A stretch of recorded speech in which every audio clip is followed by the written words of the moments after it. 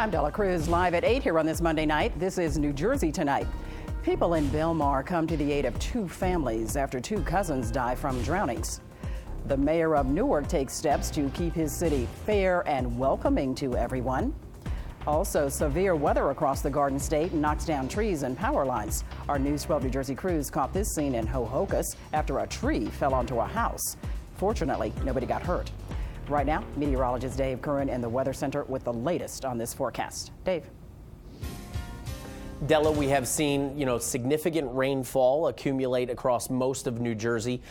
Look at the impressive total there at Newark Liberty, almost 1.5 inches of rain there in about 2 hours time, about 1/2 inch in Mount Holly, almost 1 inch in Trenton, 1 inch at Sussex Airport. However, west of that, in Wantage and High Point, we had an impressive over 3.5 inches, almost 4 inches of rain throughout the early afternoon hours. We're still looking at a few scattered rain showers, but the weather is slowly beginning to improve, meaning that it isn't as stormy. Temperatures are about 10 to 15 degrees cooler now than where we were at 24 hours ago, but we have not lost the humidity. Dew point temperatures are still in the upper 60s and lower 70s, helping to fuel some of these showers. And there's a couple of isolated storms coming across Long Beach Island at the moment. Over towards Watchung, we reported a thunderstorm wind gusts of about 50 miles an hour, and that has led to a few, trees being knocked over, branches coming down, and some minor property damage in the short term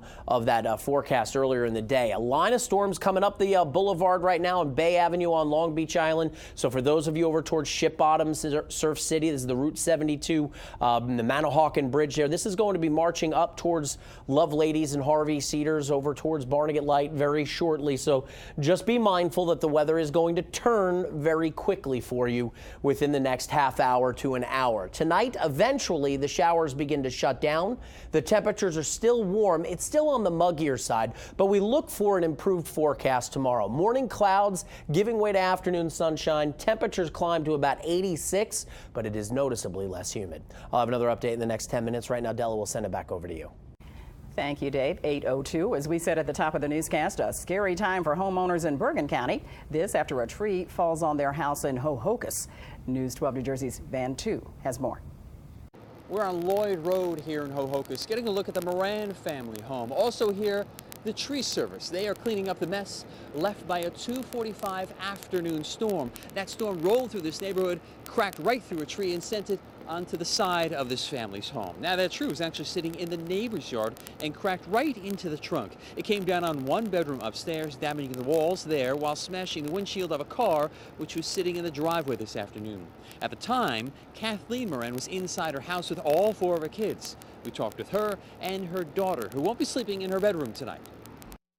The sky went black and I looked out the back door and I saw the tree crack. And then I heard my daughter scream, there's a tree falling on the house. And we all ran. I gathered, we came right outside. I ran up to my room and I saw just a big crack down the side of my wall and all the paint on the floor. That storm lasted for only about 4 minutes, and then they tell me the sun returned. Now, since that time, we have seen clouds, pouring rain, yes, even a glimpse of sunshine. So up here in this area of the state, the weather has been erratic, to say the least. As for the neighborhood, only the Moran family has taken the brunt of any of the damage. The temperature, meanwhile, it's still pretty hot and humid, right around 82 degrees. In Hohokus, Chris Keating, News 12 New Jersey. Thank you, Chris. Not Van 2. People in Belmar raised more than $60,000 for the families of 2 young girls caught in rip currents Thursday evening. A makeshift memorial now lines the entrance to the 9th Avenue beach. It honors 13-year-old Mitzi and 12-year-old Emily, both cousins and students of Belmar Elementary School. Sadly, Mitzi and Emily did not survive. Residents donated $40,000. Mayor Matt Doherty also added an extra $20,000 from the mayor's fund to help. It's a lot to take in. It's something everyone in town is talking about, no matter where you go, and just the empathy that people feel for those parents. Parents should never be in a position where they have to bury a child. The mayor says changes to lifeguard staffing on off days or after hours could be made in the wake of the drowning tragedy here in Belmar. Authorities in Margate found the body of a 16-year-old girl from Atlantic City after 5 a.m. today. They're still looking for her 15-year-old friend. Kalia Hand and Ramon Quinn of Pleasantville were swept away in the ocean last Thursday evening. Quinn tried to rescue Hand but got caught up in the currents too. Both incidents happened after lifeguards had gone home for the day. 8:05. Cuba rejects calls for change from President Trump. Leaders on the island nation say they won't release U.S. fugitives. They include New Jersey cop killer Joanne Chesimard. Cuba's foreign minister calls the fugitives fighters for civil rights. Chesimard fled to that country after escaping prison in 1979. New Jersey U.S. Senator Robert Menendez is a longtime critic of the Cuban government. If they do not release Joanne Chesimard and other cop killers and fugitives, then I doubt very much that they will see the light of day on U.S. foreign policy changing in a way that would in any way help the regime. The Cuban foreign minister also said the U.S. has no right to, quote, lecture Cuba on human rights and democracy. Mayor Ras Baraka signs an executive order reinforcing Newark's status as a sanctuary city. The 10-page document lays out 16 specific policies. They include Newark law enforcement won't participate in any immigration operations without a judicial warrant, and no one's citizenship will be investigated without a court order. Baraka said the order makes Newark a fair and welcoming city for everyone. That we believe that everybody that are residents here in our city should be protected by the laws of this community. They should be able to have access to city services. They should participate in city events. That anything that we have to offer as a city, that they should be willing and able, without fear, to come forward and participate in that. They should be able to visit their kids in school. They should be able to shop at the stores without fear of intimidation or retaliation. The mayor also emphasized the policy directs police to treat crime victims with respect and that victims and witnesses should not be in fear of deportation by coming forward. The U.S. Attorney and FBI joined the investigation into a Jersey City police pursuit. The incident left a bystander critically injured. Video shows officers kicking and dragging a man while he was on fire. The victim is identified as Miguel Feliz Rodriguez. This started as a chase involving another man, Leo Pinkston. Pinkston crashed into a pole, setting his car on fire, along with that of Feliz Rodriguez. Police body cam video is shown to a judge against James Kaufman. He is the husband of slain radio host April Kaufman. James was arrested this month at his home in Egg Harbor after a standoff with cops. In the video, Kaufman is allegedly heard yelling, "I'm not going to jail for this." He will stay in custody until his trial on weapons charges unrelated to his wife's death. A quick arrest in an armed robbery in Newark, but 2 others are still on the loose. Lamar Williams was taken into custody after a short chase early this morning. An officer saw 2 suspects get into a car after robbing a 19-year-old of cash and other items. During the pursuit, the car crashed into a pole. Williams was caught, but 2 suspects fled. 8:07, the first redhead to win the Miss America title and the first to be photographed in color has died. Venus Ramsey also made a name for herself by selling millions of dollars worth of bonds during World War II. Her likeness also graced the side of an airplane that bombed the Nazis. Ms. Ramsey died in Kentucky Saturday at the age of 92. 8:08 as we continue, Newark Airport makes some changes to its alcohol policy. Why the new legislation is expected to bring in more money. Plus, Bob Barker takes a terrifying fall. An update on how he's doing.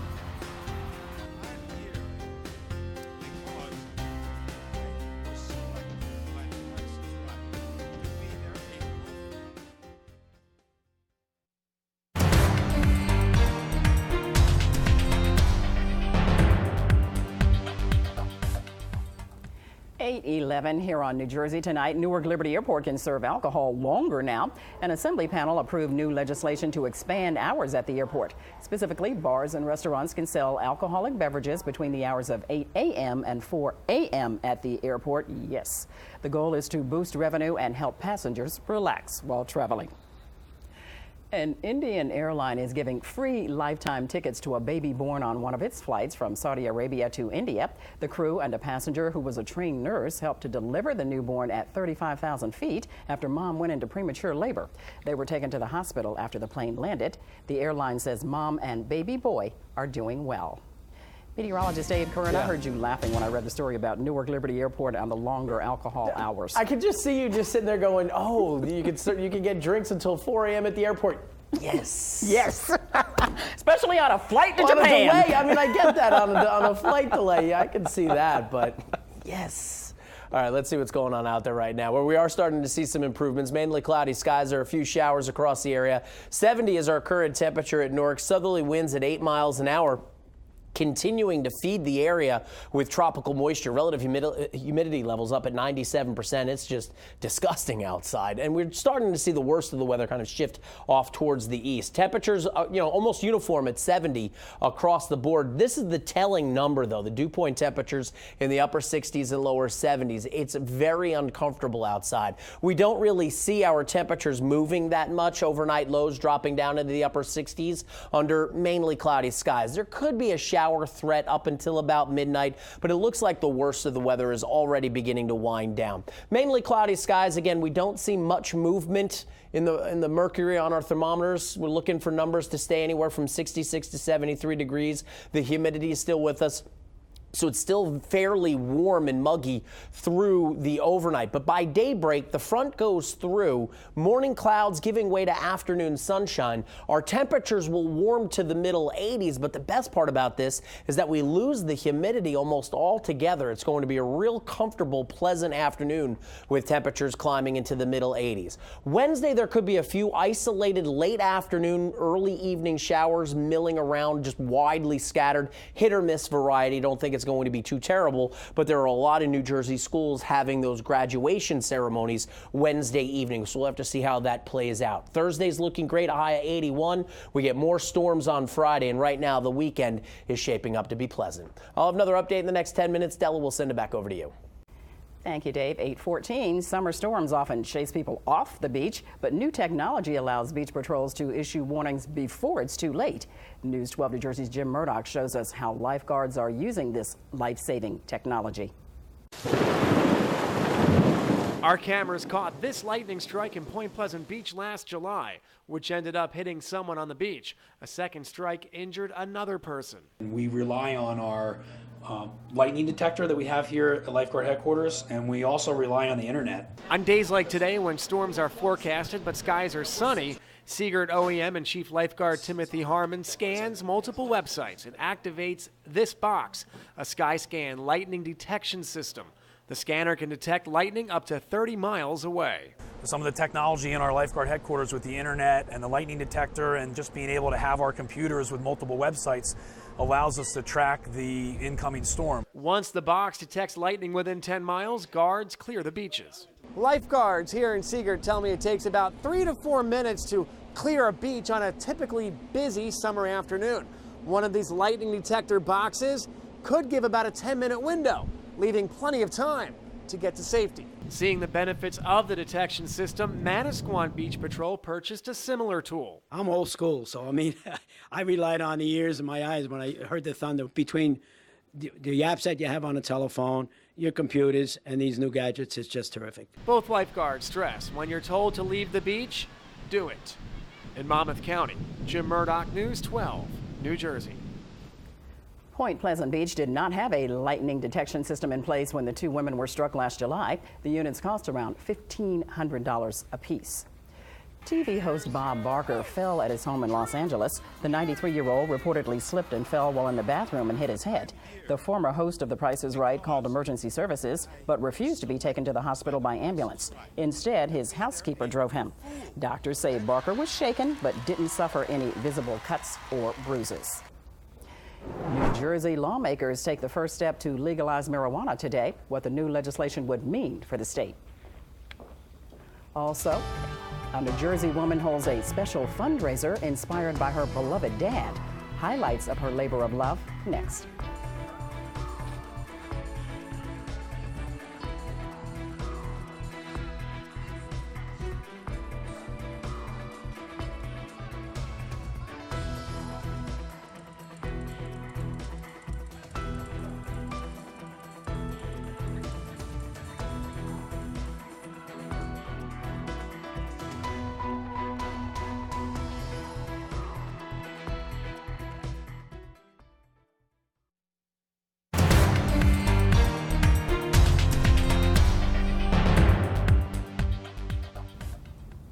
8:20, New Jersey legislators took the first step to legalize marijuana today. The Senate Judiciary Committee held a hearing on a bill. It would decriminalize possession of up to 50 grams of marijuana for people 21 and older. Robert Cresson is an advocate from West Long Branch. He uses cannabis therapy for a rare nervous system disorder. It's about liberty. The liberty for adults to make our own choices on how we medicate and how we choose to recreate. Supporters want to pass the bill in early 2018 after Governor Christie leaves office. He opposes legalization. Christie maintains this bill would legalize a gateway drug and fuel the heroin epidemic. Some Hudson County firefighters are teaming up to keep fire crews in the Dominican Republic safer. It all started with the mission of one man 5 years ago. Now they're getting a little help from their friends. Photojournalist Alex Lees met up with the guys as they prepared their shipment. Back in 2012, we did a goodwill mission on behalf of my dad, who was a volunteer firefighter in Boca Chica, Dominican Republic. Today, we're following up 5 years later with a goodwill/memorial mission in memory of my dad, who passed away last July. So we're loading a 40-foot container with about 300 sets of turnout gear, over 150 helmets. This is all firefighter gear, over 200 pairs of boots, over 100 pair of gloves, and other miscellaneous items. Hold on. A lot of fire departments came out and helped us donate all this equipment that we're basically bringing out to Boca Chica. You see firefighters all over Dominican Republic fighting fires, some with no gloves, some with no boots, some with just helmets and coats, no pants.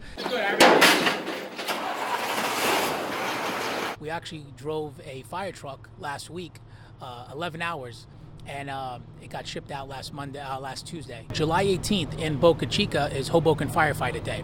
That was designated that day, 2012, 5 years ago. So we'll be opening up this container right behind me on the 5th anniversary of the Hoboken Firefighter Day in Boca Chica. Boca Chica!